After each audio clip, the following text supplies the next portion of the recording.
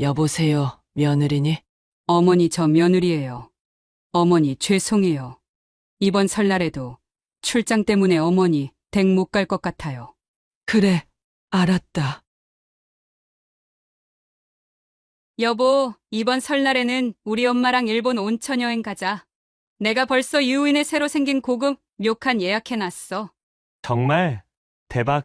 근데 우리 엄마한테는 뭐라고 해? 에이, 늘 하던 대로 하면 되지. 시어머님한테는 마트 세일 기간에 식용유 선물 세트 하나 보내드리면 되잖아. 벌써 시어머니한테 못 간다고 전화해놨어. 그래도 될까? 매년 그것만 보내는 것 같은데. 뭐 어때? 어차피 시어머님은 혼자 있는 거 좋아하시잖아. 저번에도 그냥 받으시던데. 이번에 내가 고른 료칸이 진짜 좋대. 우리 편안하게 즐기고 오자. 안녕하세요. 저는 올해 75살인 고영희입니다. 제가 오늘 이렇게 제 이야기를 들려드리는 것은 많은 시어머님들께 위로와 용기를 드리고 싶어서입니다. 때는 설날이었습니다. 매년 그랬듯이 저는 이른 아침부터 일어나 명절 음식을 준비하고 있었습니다. 떡국떡을 불리고 소고기는 기름기를 떼어내고 무는 잘게 채 썰어 놓았습니다. 마치 아들 내외가 곧 도착할 것처럼 말입니다. 엄마, 죄송한데 이번에도 못 갈 것 같아요. 회사에서 갑자기 급한 일이 생겼거든요. 아들의 전화를 받은 것은 음식을 거의 다 준비했을 무렵이었습니다. 귀에 익숙한 변명이었습니다. 작년에도 재작년에도 들었던 말이었으니까요. 아들, 괜찮아. 엄마는 이해해. 대신 건강하게 잘 지내면 돼. 떡국 국물이 보글보글 끓고 있었지만 제 마음속에서는 싸늘한 바람이 불었습니다. 방금 끓인 따뜻한 음식들이 하나둘 식어가는 것을 바라보며 저는 깊은 한숨을 내쉬었습니다.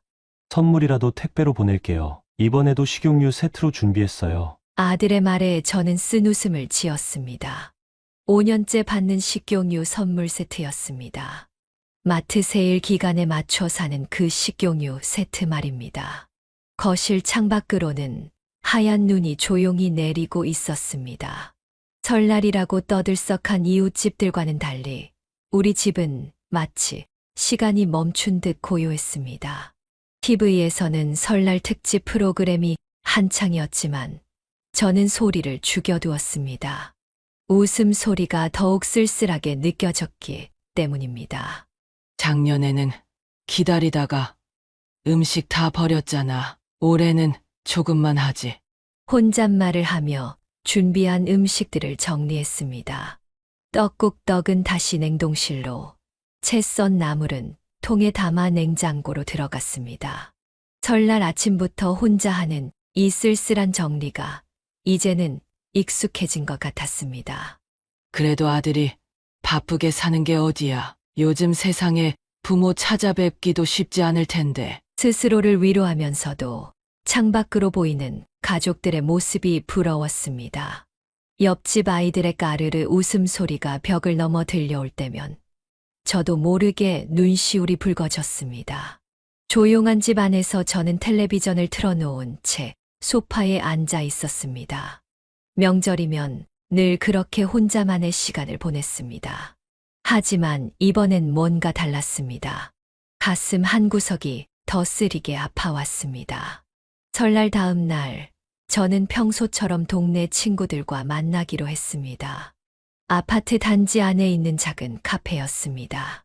매주 토요일마다 모이는 자리였지만 이번에는 제 마음이 더욱 무거웠습니다. 영희 씨, 이번에도 아들 안 왔다면서요? 친구 김순자 씨의 걱정 어린 목소리에 저는 고개를 끄덕였습니다. 따뜻한 커피 잔을 어루만지며 한숨만 나왔습니다. 평소 마주치면 반갑게 인사하던 이웃들도 오늘따라 조심스러워 보였습니다. 아마도 설날 내내 제가 혼자 있었다는 것을 알고 있었겠지요.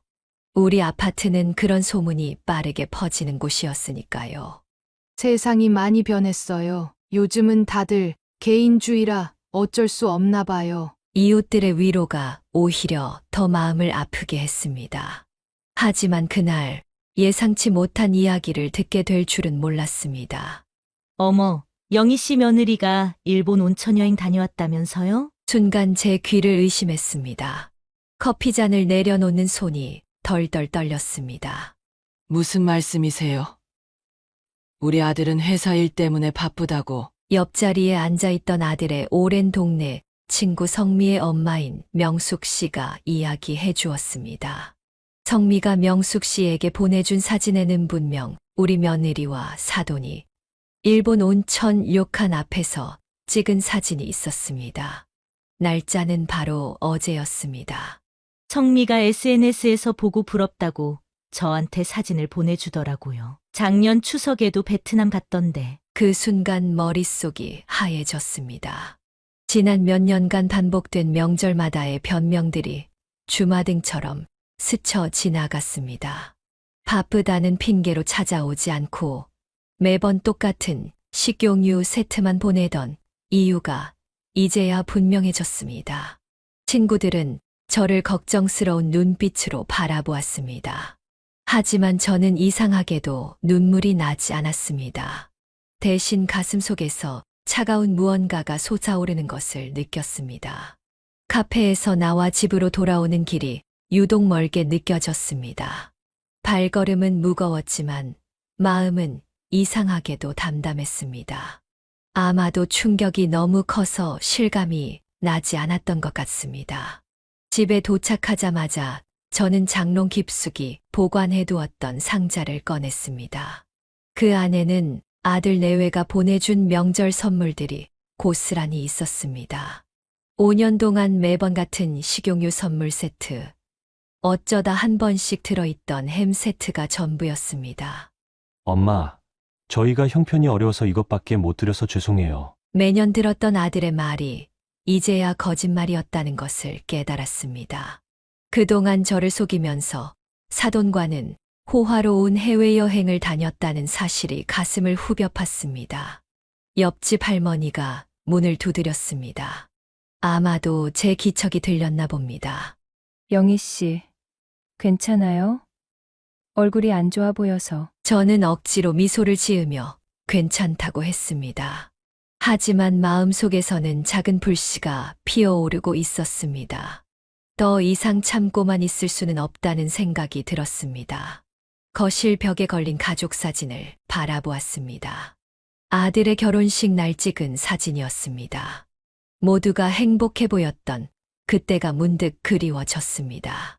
하지만 이제는 그 미소 뒤에 숨겨진 거짓을 알아버린 후였습니다. 책상 서랍을 열어 통장을 꺼내보았습니다. 40년 된 상가 건물의 재개발 이야기가 나온 지도 벌써 몇 달이 지났습니다. 보상금 이야기도 조금씩 들려오고 있었죠. 더 이상 구차하게 빌붙지 않기로 했습니다. 제 인생의 마지막 장을 당당하게 써내려가고 싶었습니다. 그날 밤 저는 오랜만에 일기를 썼습니다. 일기장 첫 페이지에는 이렇게 적었습니다.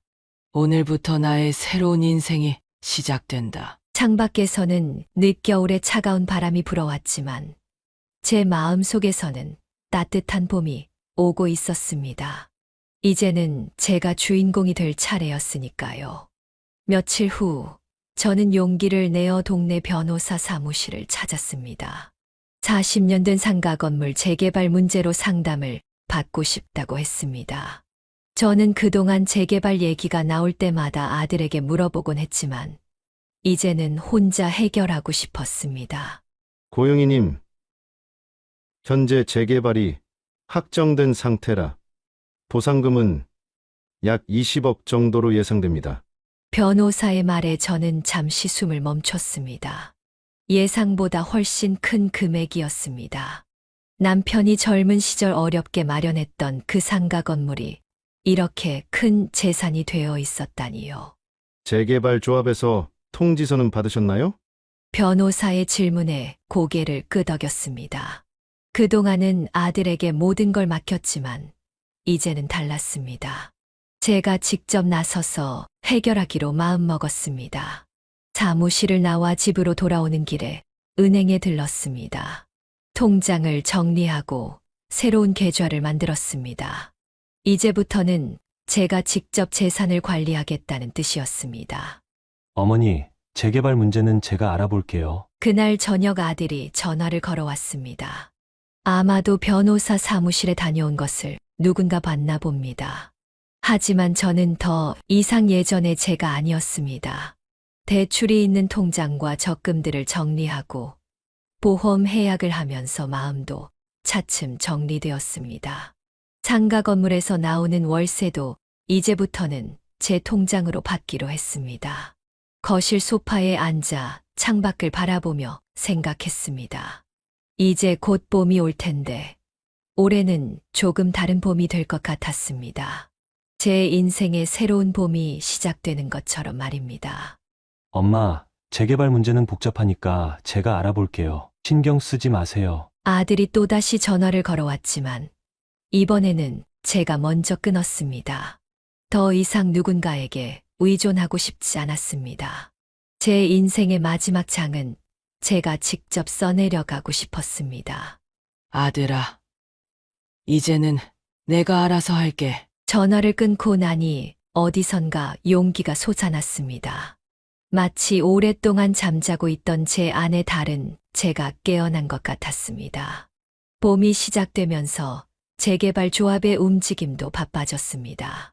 매일같이 우편함에는 조합 소식지가 들어있었고, 이제는 그것들을 꼼꼼히 읽어보는 것이 제 일과가 되었습니다. 더 이상 아들에게 물어보지 않았습니다. 어머님, 조합 설명회에 같이 가시죠. 옆 상가 주인 박 여사의 제안에 저는 기꺼이 따랐습니다.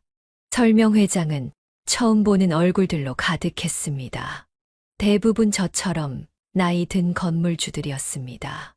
조합장의 설명을 들으면서 저는 메모를 했습니다. 보상금 지급 시기, 이주 대책, 새로 지어질 건물의 설계도까지. 옆자리에 박 여사가 놀란 눈으로 저를 바라보았습니다. 영희 씨, 요즘 많이 달라지셨네요. 그 말을 들으니 괜히 가슴이 뭉클해졌습니다. 그동안 저는 얼마나 무기력하게 살았던 걸까요? 남편이 먼저 떠난 후로 모든 걸 아들에게 의지하려 했었습니다. 이제는 제가 직접 할 수 있어요. 제 대답에 박 여사는 따뜻하게 미소 지었습니다. 설명회가 끝나고 나오는 길에 저는 조합 사무실에 들러 제 명의로 된 통장 계좌를 등록했습니다. 이제 보상금은 온전히 제 통장으로 들어올 것입니다. 집으로 돌아오는 길에 평소 즐겨 가던 분식집에 들렀습니다. 옛날 남편과 자주 왔던 곳입니다. 떡볶이를 먹으며 문득 생각났습니다. 남편이 늘 하던 말이 있었죠. 당신은 왜 자꾸 남 눈치만 보는 거요? 당신 인생은 당신 거야. 이제야 그 말의 의미를 진정으로 이해할 수 있을 것 같았습니다. 떡볶이의 매운맛 때문인지 아니면 갑자기 밀려온 감정 때문인지 눈시울이 뜨거워졌습니다. 그날 밤 저는 오랜만에 딸에게 전화를 걸었습니다. 결혼하고 미국으로 이민 간 딸은 늘 바빴지만 이번만큼은 제 이야기를 들어주길 바랐습니다. 딸아, 엄마가 이제 새로운 시작을 하려고 해. 전화기 너머로 들려오는 딸의 목소리는 따뜻했습니다. 오랜만에 느끼는 가족의 온기였습니다. 하지만 이제는 달랐습니다. 더 이상 의지하고 기대지 않아도 제 삶은 제가 만들어갈 수 있다는 자신감이 생겼으니까요. 봄이 깊어가면서 저는 오랫동안 미뤄왔던 일들을 하나씩 시작했습니다. 먼저 핸드폰을 바꾸고 새로운 번호를 만들었습니다. 아들이나 며느리가 연락할 수 있는 건 집 전화뿐이었죠. 동네 문화센터에도 등록했습니다. 스마트폰 활용법 강좌부터 시작해서 요가 수업까지. 매일 아침 일찍 일어나 요가복을 입고 나서는 제 모습이 낯설면서도 즐거웠습니다. 어머니, 갑자기 연락이 잘 안 되시네요? 며느리의 목소리에는 당혹감이 묻어 있었습니다. 아마도 제 변화가 감지되었나 봅니다. 문화센터에서 만난 새로운 친구들과 점심을 먹으러 다니기 시작했습니다. 그동안 혼자 집에만 있던 제가 맛집을 찾아다니고 커피를 마시며 수다를 떠는 모습이 마치 딸과 같았습니다. 영희 씨, 우리 다음 주에 제주도 여행 한번 다녀올까요? 문화센터 친구의 제안에 처음에는 망설였습니다. 하지만 이내 용기를 내어 수락했습니다. 아들아, 엄마가 이번 주말에 제주도 좀 다녀올게. 전화기 너머로 들려오는 아들의 놀란 목소리가 어쩐지 통쾌하게 들렸습니다. 그동안 명절마다 해외여행을 다녔던 그들처럼 이제는 제가 여행을 떠나는 겁니다. 여행사에서 패키지 상품을 예약하고 나오는 길에 미용실에도 들렀습니다. 오랫동안 흰머리로 두었던 머리를 밝은 갈색으로 염색했습니다. 거울 속의 제 모습이 10년은 젊어 보였습니다. 어머, 고영희 씨 맞으세요? 너무 달라지셨어요. 동네 슈퍼마켓 주인의 말에 저는 활짝 웃었습니다. 변화는 외모뿐만이 아니었습니다. 제 마음도 생각도 모두 달라지고 있었으니까요. 재개발 조합에서 보상금 지급 시기가 앞당겨질 수 있다는 연락이 왔습니다. 이제 곧 제 인생의 큰 변화가 시작될 것 같았습니다. 하지만 이상하게도 전혀 두렵지 않았습니다. 오히려 설렘이 가득했습니다. 제주도 여행은 제 인생에서 가장 특별한 시간이 되었습니다. 비행기를 타는 것도 20년 만이었습니다. 창밖으로 보이는 하얀 구름을 보며 저는 마치 새로 태어난 것 같은 기분을 느꼈습니다. 그동안 억눌러 왔던 제 모습이 조금씩 풀어지는 것 같았습니다. 제주의 봄바람은 서울과는 달랐습니다.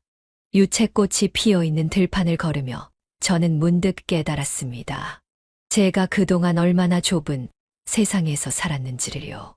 어머니, 제주도는 잘 도착하셨나요? 며느리의 전화를 받으며 저는 씁쓸하게 웃었습니다. 명절마다 해외여행을 다니면서도 시어머니에게는 한 번도 동행을 제안하지 않았던 그들이었습니다. 해변에서 친구들과 사진을 찍고 흑돼지를 구워 먹으며 수다를 떨었습니다. 밤에는 숙소 테라스에서 맥주를 마시며 별을 보았습니다. 마치 20대로 돌아간 것 같은 기분이었습니다. 세상에 이런 행복이 있었다니. 한라산을 바라보며 혼잣말처럼 중얼거렸습니다. 그동안 저는 며느리의 눈치를 보며 아들의 기분만 살피느라 정작 제 행복은 잊고 살았던 것 같았습니다. 여행 마지막 날, 우리는 올레길을 걸었습니다. 굽이굽이 이어지는 길처럼 제 인생도 아직 많은 가능성이 남아있다는 생각이 들었습니다. 언니, 이제 우리 매달 한 번씩 여행 다녀요. 새로 사귄 친구 중 한 명이 제안했습니다. 그 말에 저는 망설임 없이 고개를 끄덕였습니다. 돌아오는 비행기 안에서 저는 창밖을 바라보며 생각했습니다. 이제 곧 받게 될 재개발 보상금으로 무엇을 할지, 어떤 새로운 삶을 시작할지, 더 이상 누군가의 엄마나 시어머니가 아닌 고영이라는 한 사람으로서의 삶을 살고 싶었습니다. 제주도 여행에서 돌아온 지 일주일 만에 재개발 조합에서 연락이 왔습니다. 보상금 지급이 시작된다는 소식이었습니다. 은행에 가서 통장을 확인했을 때 저는 잠시 숨을 멈췄습니다. 20억이라는 숫자가 제 눈앞에 있었습니다. 어머니, 보상금 받으셨다고 들었어요. 어떻게 하실 건가요? 며느리의 목소리에는 평소와는 다른 다급함이 묻어 있었습니다.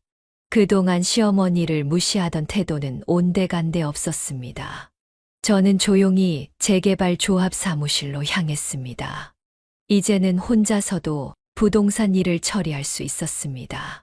상가 건물 권리금 정산도 마무리 짓고 세입자들과의 협의도 순조롭게 진행되었습니다. 어머님, 사실 저희가 좀 급해서 그러는데.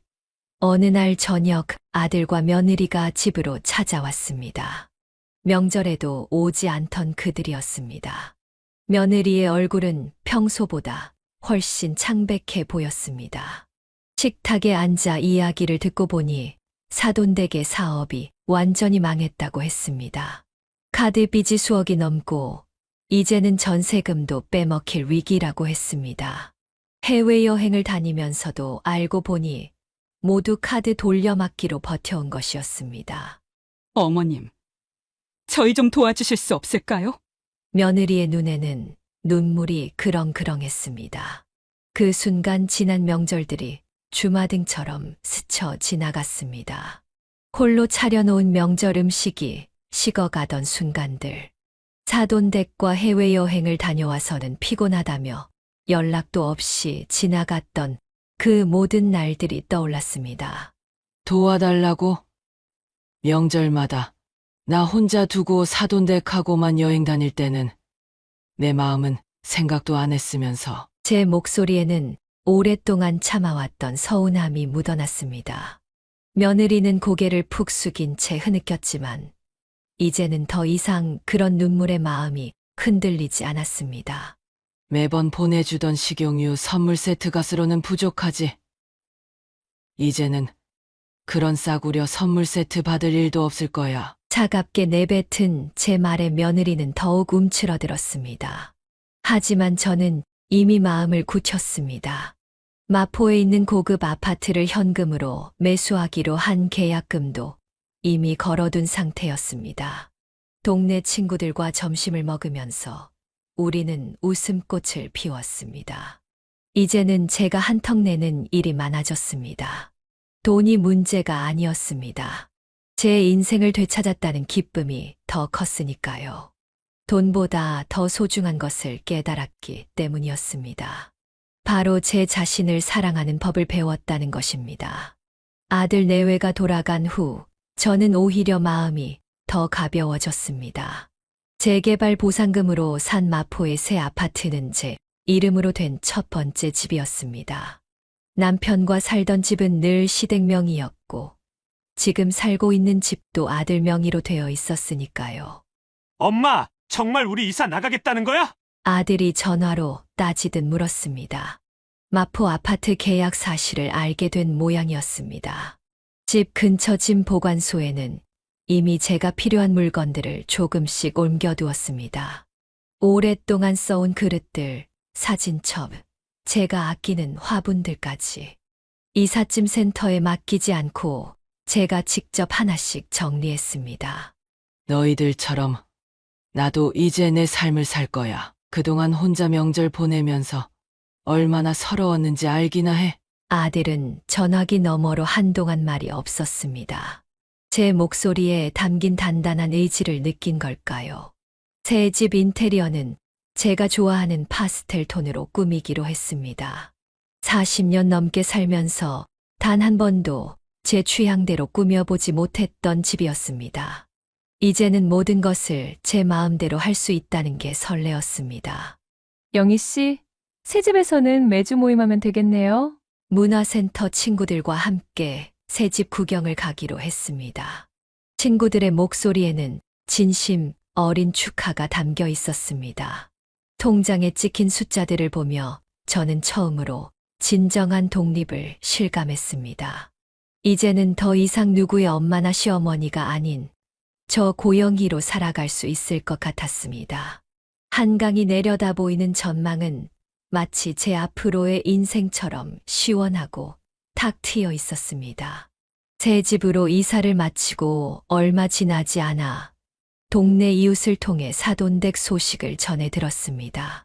더 이상 버티지 못하고 결국 용산의 40평대 아파트가 경매로 넘어가고 경기도의 한 임대 아파트 단지로 이사를 갔다고 했습니다. 영희 씨, 사돈댁이 그렇게 됐다면서요?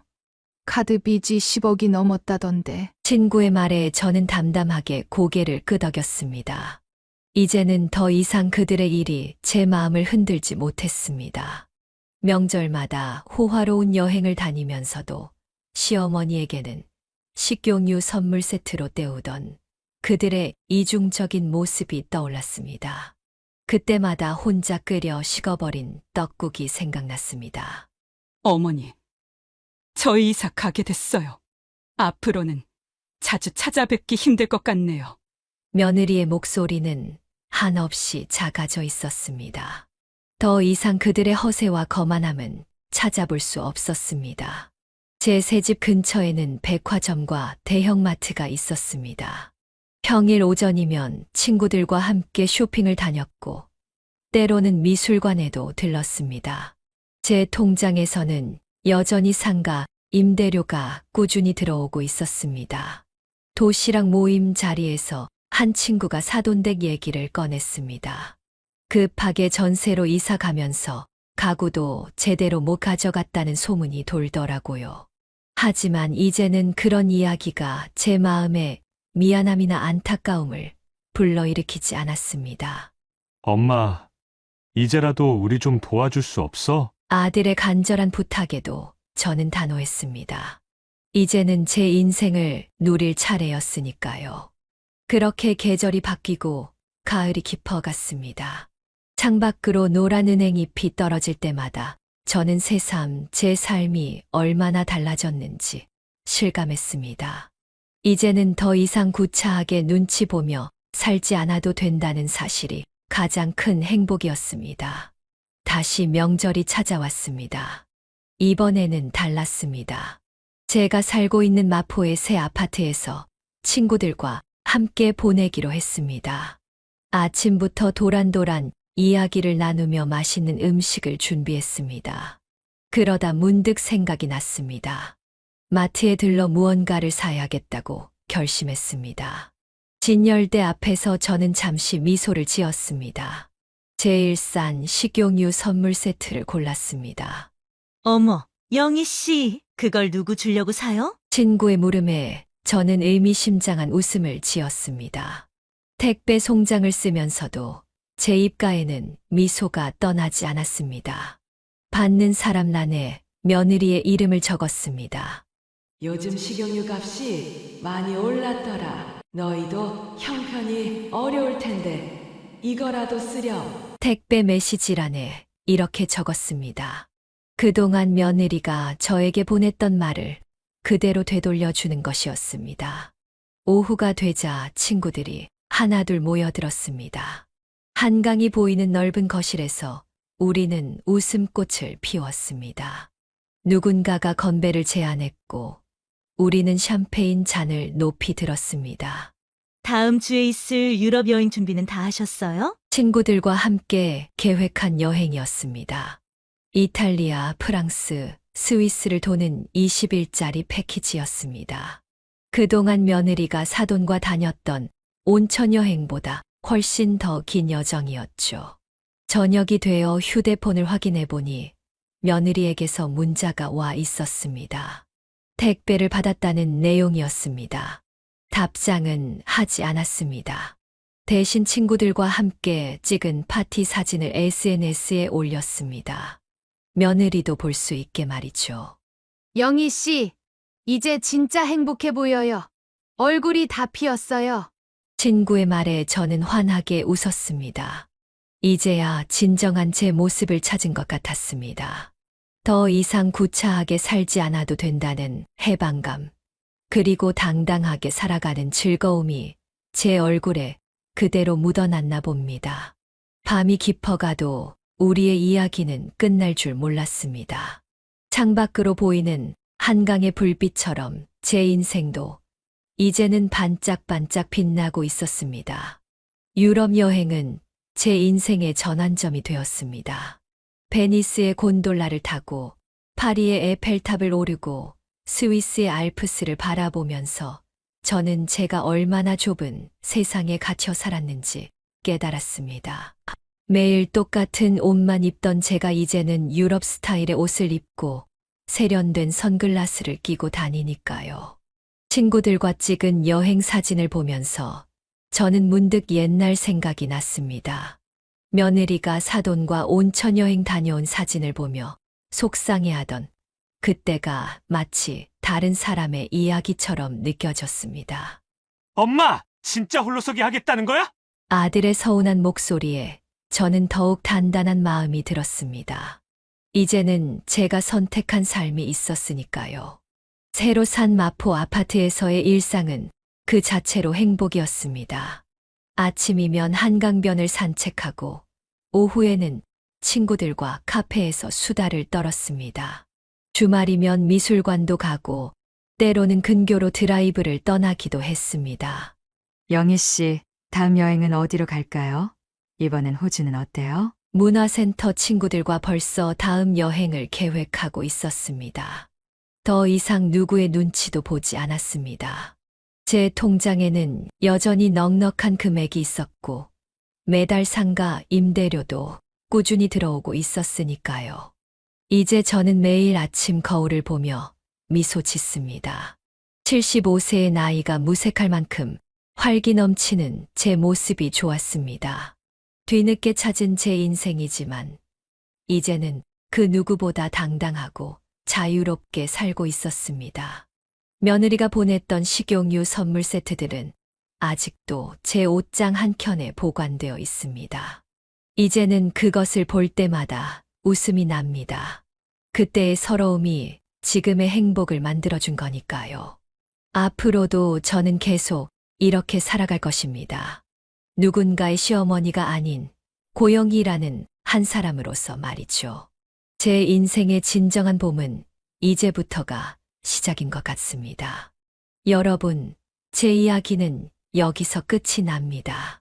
저처럼 시어머니라는 이유로, 나이가 들었다는 이유로 자신의 삶을 포기하고 계신 분들이 계실 것 같습니다.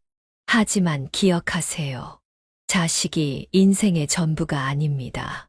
우리의 인생에는 결코 너무 늦은 때가 없습니다. 저는 75이 되어서야 비로소 제 삶의 주인공이 되었습니다. 매일 누군가의 눈치를 보며 살았던 제가 이제는 당당하게 제 길을 걸어가고 있습니다. 여러분도 할 수 있습니다. 지금 이 순간부터라도 자신을 사랑하고 자신만의 행복을 찾아 나서세요. 나이는 숫자에 불과합니다. 우리의 진정한 봄은 언제든 시작될 수 있답니다. 이 이야기를 들어주셔서 감사합니다. 여러분의 인생에도 아름다운 봄이 찾아오길 바랍니다. 여기까지 인생의 후반부를 이야기하다 지혜사연이었습니다. 고영희님의 이야기가 마음을 울리셨다면 구독, 좋아요, 알림 설정, 댓글까지 부탁드리겠습니다. 끝까지 들어주셔서 진심으로 감사드립니다.